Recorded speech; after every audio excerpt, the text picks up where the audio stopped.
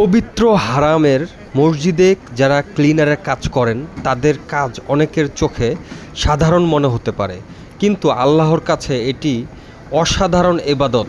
যে হাত দিয়ে কাবার চত্বর পরিষ্কার হয়, যে ঘাম দিয়ে আল্লাহর ঘরের মেঝে ঝকঝকে থাকে, সেই ঘাম আল্লাহর কাছে কখনো অবমূল্যায়িত হয় না।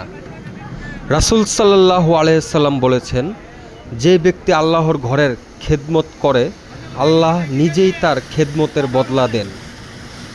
এই মানুষগুলো যদি এখানেই দুনিয়া ছেড়ে যান, তাদের মৃত্যু শুধু মৃত্যু নয়, এটা হতে পারে খেদমতের মধ্যেই শাহাদাতের মতো সম্মান।